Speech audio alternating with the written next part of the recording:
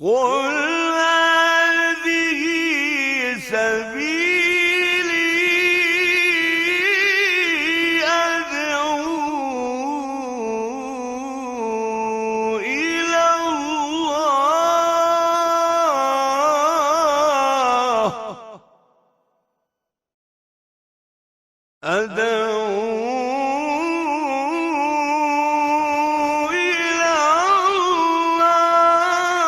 على بصيرة أنا ومن اتبعني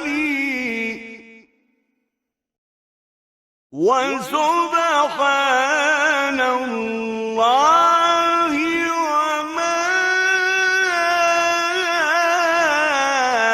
أنا من المشركين.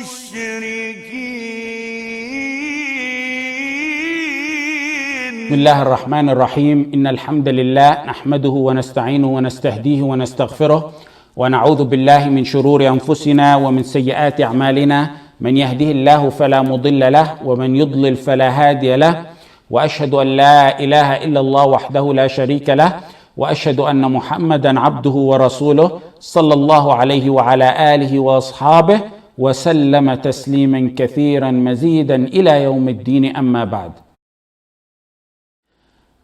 Not every fear is ibadah.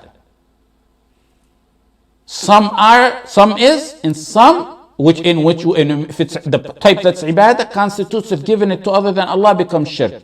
But there's other types that are not ibadah. And this is very important to know, especially for talabat al-ilm to know this. Otherwise they go around declaring some people mushrikeen if they have fear. And then it's not the ibadah fear. Once Allah ordered khafun, fear me, khafuni, it made it ibadah. He ordered it. It means it's something He likes. That falls under the definition that Ibn Taymiyyah outlined for us, that what constitutes of ibadah that we took, ismun jami'un likul ma yuhibbuhu Allahu wa yardah. And now there's 4 types of fear that you need to know about. Once you know these, you'll know which is shirk and which is prohibited and which is permissible at times. The first one is al-khawf al-tabi'i al-jibilli, natural fear. Natural fear is permissible. It's not ibadah and it's not a negator of your iman, and it's most definitely not shirk. Examples are fear of a lion or a predatory animal in front of you, or a car coming at you at a high speed, or you're around a building and the building is about to collapse near you, or you're in a house and there's fire, or you're in a river and you fear drowning, or you see a snake and you fear that it's going to bite you, or some who have public speaking, fear of public speaking. If the means are there, it's considered permissible natural fear. This is the type of fear Allah mentioned about Musa alayhi salam when he was in the city and he became afraid. فأصبح في المدينة خائفا يترقب فإذا الذي استنصره بالأمس يستصرخه. He became afraid. Musa became afraid looking about in the city. He was a messenger, even though Allah said فأصبح في المدينة خائفا. He was scared. In other verses, فخرج منها خائفا, talking about Musa. He left the city afraid. He escaped from there afraid, looking about in a state of fear. Allah describes him as being in a state of fear. This is Musa. Did he commit shirk? Ma'adh Allah that Musa would commit shirk. When قال ربنا إننا نخاف أن يفرط علينا وأن يطغى. Oh Lord, verily we fear that he would hasten to punish us, or he may transgress upon us. About Fir'aun, Musa said that about Fir'aun. In many verses about Musa alayhi salam, لا تخاف دركا ولا تخشى لا تخف نجوت قال لا تخف نجوت من القوم الظالمين ففررت منكم لما خفتكم إني أخاف أن يكذبون. There's a lot of fear in the story of Musa alayhi salam. This is the natural fear.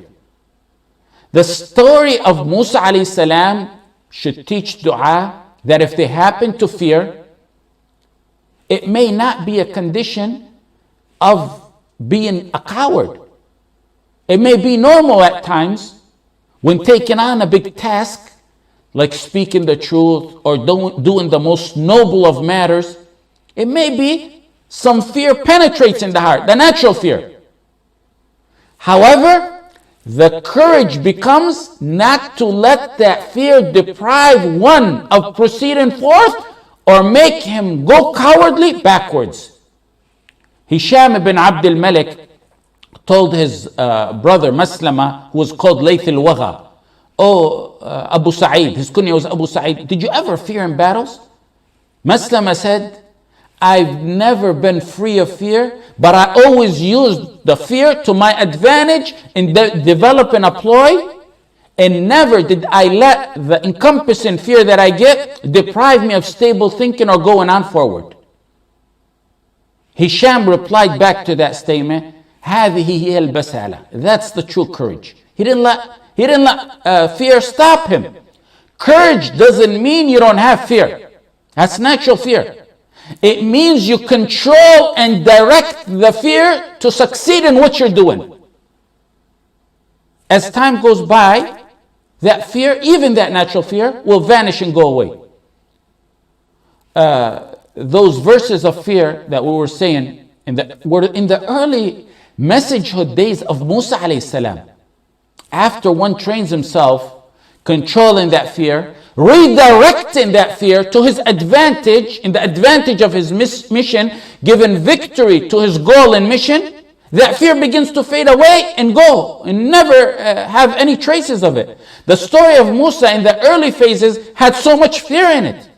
But look towards the end of the messagehood, after plenty of practice and not letting fear get in the way, this type of permissible fear vanished. When everyone feared Fir'aun, he was behind them, the army that no one's seen anything like its likes, the ocean in front of them, and between them two is Musa and his followers. You would expect to see, after all those verses of fear, that Musa at this most critical time, when he was now in front of an ocean, the ocean in front of him, in the huge army of Fir'aun behind him, that he would be shaken in terror. But plenty of training killed that natural fear itself.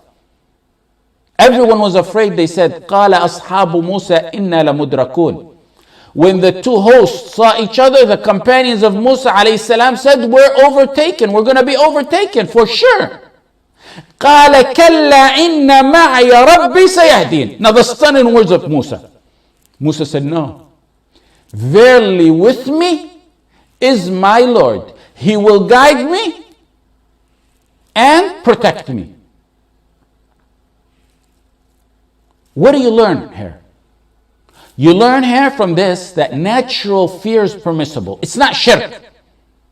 When natural fear touches one in matters that you're following the guidance in, you use that fear and you redirect it to your advantage. You don't stop, and with training over time, it will vanish and go away, that fear.